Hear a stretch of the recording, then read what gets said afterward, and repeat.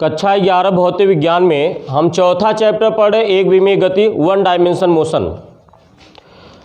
तो इसमें हम आज पढ़ेंगे गति का ग्राफी निरूपण। तो अगर कोई वस्तु गति कर रही है तो उसको हम ग्राफ द्वारा किस तरीके से रिप्रेजेंट करेंगे, तो उसमें हम यहाँ पर मुख्य रूप से आपको इतने ग्राफ का हम यहाँ पे अध्ययन करेंगे।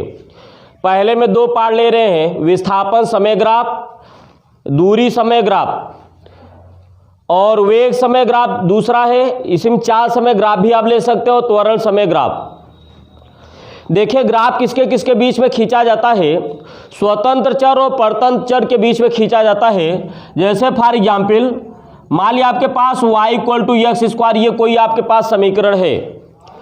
तो इसमें देखिए y का मान x पर निर्भर करता, तो x स्वतंत्र चर है, y क्या है परतंत्र चर। इसलिए हम लोग क्या करते हैं, x को हॉरिजॉन्टल एक्सिस पे लेते हैं और y को वर्टिकल एक्सिस पे लेते हैं। और उसके पश्चात मान लिया आपको x² ना होकर के अगर जैसे आपको ये 2x है तो इसका ग्राफ आपको कुछ इस तरीके से आपको होगा।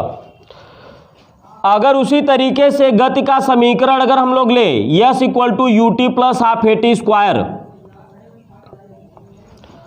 तो अगर s = ut + ½ at² में अगर a 0 है तो बताइए ½ at² आपको ये पार्ट क्या हो जाएगा 0।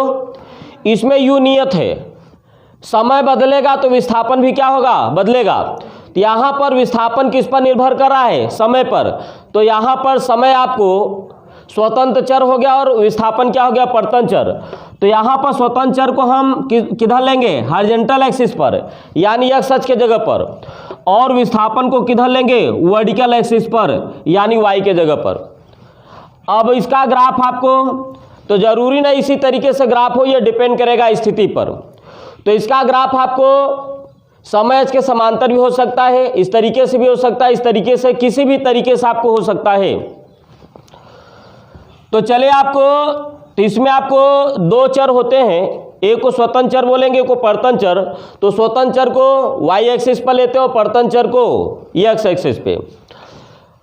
अब देखिए पहला हम लोग यहाँ पर पहले का पहला, तो पहले में दो पार्ट ले रहे, विस्थापन समय ग्राफ, दूरी समय ग्राफ। तो पहला पार्ट हम लोग इसमें ले रहे विस्थापन समय ग्राफ। तो विस्थापन और समय को अक्ष मानकर इनके मध्य खींचे गए ग्राफ को बोलेंगे विस्थापन समय ग्राफ। तो वही चीज लिखा गया है, विस्थापन तथा समय को अक्ष मानकर इनके मध्य खींचा गया ग्राफ विस्थापन समय ग्राफ कहलाता है। विस्थापन समय ग्राफ से हम वेग की गणना करते हैं। तो वेग में दो प्रकार का, एक समान वेग और असमान वेग। अगर ग्राफ सीधी रेखा है तो आपको एक समान वेग असमान वेग आपको क्या होंगे बराबर होंगे, इसी को हम केवल वेग बोल देंगे। तो विस्थापन समय ग्राफ से हम किसकी गणना करेंगे, वेग की।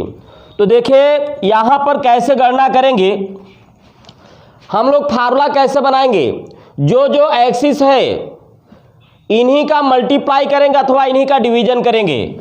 तो जैसे विस्थापन और समय का यहाँ पर क्या करिए डिवीजन करिए, तो विस्थापन अपान समय, जो y एक्सिस पर है उसको बटे के ऊपर, जो x एक्सिस पर है उसको बटे के नीचे।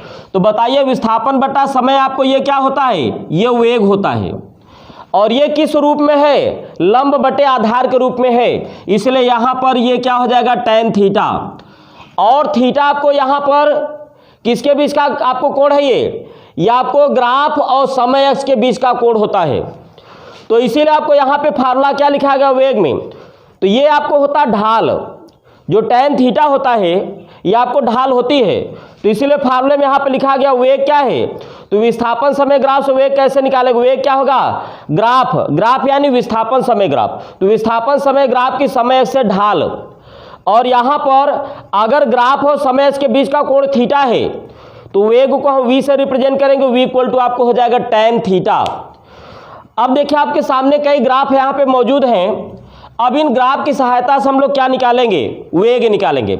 समय ग्राफ क्या है, सीधी रेखा है, इसलिए औसत वेग और तत्कालिक वेग क्या होंगे, समान होंगे। देखिए आपको ये ग्राफ हम कोण किसके बीच में लेते हैं, ग्राफ और समय के बीच का। अगर ग्राफ समय के समांतर है, दो समांतर रेखाओं के बीच का कोण की तरह होता है 0 अंश। तो यहाँ पर आप बताइए ये जो ग्राफ है, तो विस्थापन वाली लाइन और समय वाली लाइन के अलावा जो भी लाइन दिखेगी वही आपको ग्राफ है। तो ये जो ग्राफ है वो समय के समांतर है। ये देखिए बीच का गैप सब जगह क्या है, सेम है। तो यहाँ पर विस्थापन क्या है, ये विस्थापन समय ग्राफ समय h के समांतर है। तो अगर समय h के समांतर होगा तो कोण यहाँ पर कितना होगा, 0 होगा। अगर कोण 0 है तो बताओ वेग आप कैसे निकालोगे, tan थीटा से। अब इसी में थीटा का मान 0 रखिए। तो अगर थीटा का मान 0 रखेंगे तो बताइए v इक्वल टू आपको हो जाएगा tan 0, और tan 0 का मान कितना होगा, 0। अब आप इसकी फिजिकल सिग्निफिकेंस भी समझ लीजिए। आप इसमें बताइए विस्थापन क्या चेंज हो रहा है, क्या इसमें विस्थापन नियत है। विस्थापन नियत का मतलब विस्थापन नियत कब होगा, जब वस्तु स्थिर होगी। अगर वस्तु स्थिर होगा तो उसका वेग क्या होगा, 0 होगा। तो अगर वस्तु का विस्थापन नियत है तो वस्तु का वेग 0 होगा। तो ग्राफ से हम लोग इस तरीके से निकालेंगे। अब देखिए हम कोण किधर से किधर की तरफ लेंगे, समय से ग्राफ की तरफ। तो ये समय से ग्राफ की तरफ हम लोग ले रहे हैं ये वाला कोण, और ये कोण आपको किधर की तरफ चल रहा है, समय से ग्राफ की तरफ। ये एंटी क्लॉकवाइज और एंटी क्लॉकवाइज एंगल। तो मान लिया अगर आपको ये एंगल अल्फा है, अगर ये एंगल अल्फा का मतलब आपको ये 30 अंश 45 अंश 60 अंश आपको कुछ भी हो सकता है। तो आप बताइए इसमें थीटा का काम कौन करा, अल्फा करा, और इसको प्लस में लेंगे। एंटी क्लॉकवाइज एंगल को हम क्या लेंगे, धन में लेंगे। अब बताइए वेग कैसे निकालोगे, v equal to tan theta. ये फार्मूला अप्लाई करोगे, ये फार्मूला अप्लाई किया तो थीटा की जगह पर क्या रखेंगे, अल्फा। तो v इक्वल टू हो जाएगा tan अल्फा। चूंकि आपको ये कोण न्यून कोण है, न्यून कोण यानी 0 से 90 अंश का कोण, और ये पहले चतुर्थांश में पड़ेगा, और पहले चतुर्थांश में tan क्या होता है, पॉजिटिव होता है। इसलिए ये वेग कैसा होगा, धनात्मक होगा। ये वेग धनात्मक होगा।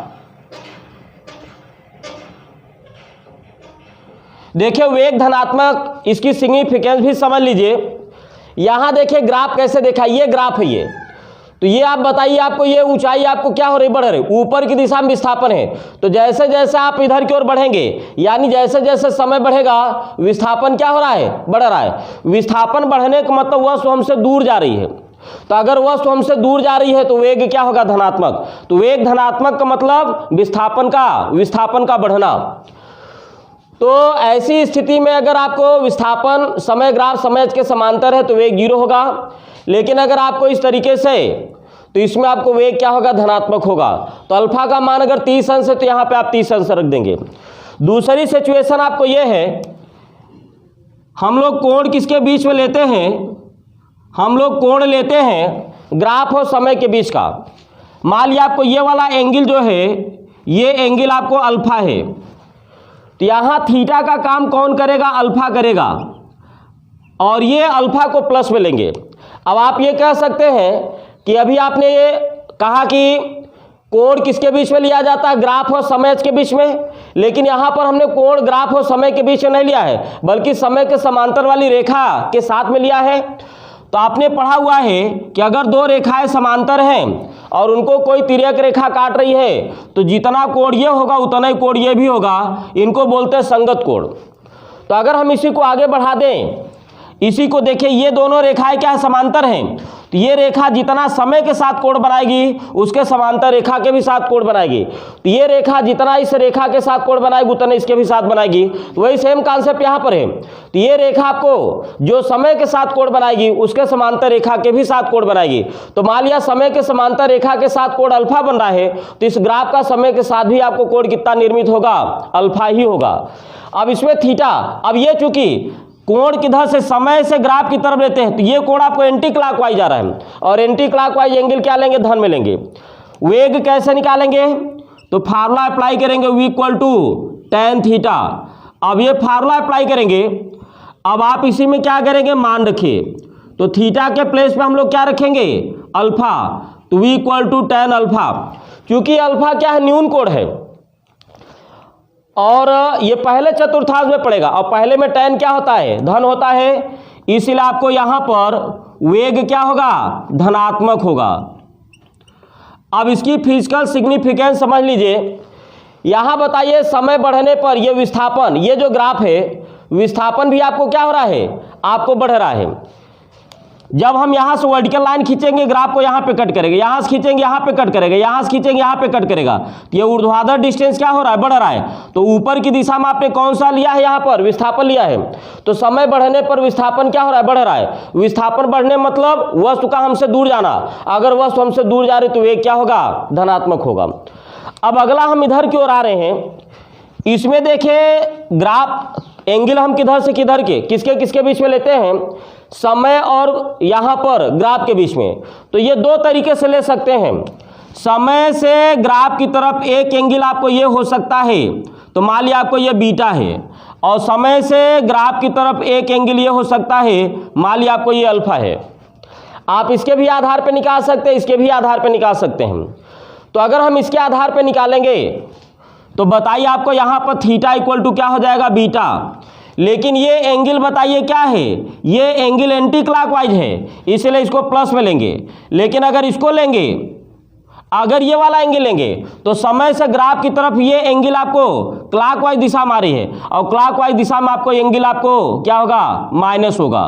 तो ये आपको, तो अगर ये वाला कोड लेंगे तो माइनस में लेंगे, ये वाला कोड लेंगे तो प्लस में। अब चलिए वेग निकालते हैं। तो हम किसी एक से निकालते हैं, मान लिया इस वाले से निकालते हैं। तो v इक्वल टू आपको हो जाएगा tan थीटा। ये फार्मूला अप्लाई किए। अब थीटा के जगह पर बताइए क्या रखेंगे, tan ऑफ माइनस अल्फा। और tan ऑफ माइनस थीटा क्या होता है, माइनस tan थीटा। तो ये हो जाएगा माइनस tan अल्फा। अब यहाँ बताइए अल्फा क्या है, न्यून कोण है, और पहले चतुर्थांश में, तो अगर ये न्यून कोण है तो ये पहले चतुर्थांश में पड़ेगा। पहले में tan क्या होगा, प्लस, उसके पहले माइनस लगा है, तो प्लस इंटू माइनस क्या हो जाएगा, माइनस, यानी ये ऋणात्मक होगा। तो यहाँ पर वेग क्या होगा, ऋणात्मक होगा। अब इसकी फिजिकल सिग्निफिकेंस समझ लीजिए। जैसे जैसे समय बढ़ेगा ऊर्ध्वाधर रेखा खींचेंगे, यहाँ पर रेखा खींचेंगे, यहाँ पे ग्राफ को कट करेगा, यहाँ पे खींचेंगे, यहाँ, इस तरीके से जैसे जैसे इधर की ओर बढ़ेंगे आपको ये ऊर्ध्वाधर डिस्टेंस क्या हो रहा है, घट रहा है, यानी विस्थापन घट रहा है। तो अगर विस्थापन घटेगा तो वेग ऋणात्मक होगा। और विस्थापन कब घटेगा, जब वस्तु हमारी तरफ आ रही है। अगर वस्तु हमारी तरफ आएगी तो उसका विस्थापन क्या होगा, घटेगा। तो वेग जीरो कब होगा, जब विस्थापन न तो बढ़े न घटे, यानी वस्तु स्थिर हो। वेग आपको धनात्मक कब होगा, जब विस्थापन आपको बढ़े यानी वस्तु हमसे दूर जाए, तो वेग धनात्मक होगा। वेग ऋणात्मक कब होगा, जब विस्थापन घटे यानी वस्तु हमारी तरफ आ रही है। तो अगर वस्तु हमारी तरफ आ रही तो विस्थापन घटेगा, तो वेग क्या होगा, ऋणात्मक। तो वेग आपको शून्य भी हो सकता है, धन भी हो सकता है, और ऋण भी हो सकता है। अब इसके बाद दूसरा वाला पार्ट हम लोग पढ़ेंगे, दूरी समय ग्राफ। तो दूरी तथा समय को अक्ष मानकर इनके मध्य खींचा गया ग्राफ क्या कहलाएगा, दूरी समय ग्राफ। तो वही यहाँ पे लिखा गया है, दूरी तथा समय को अक्ष मानकर इनके मध्य खींचा गया ग्राफ दूरी समय ग्राफ कहलाएगा।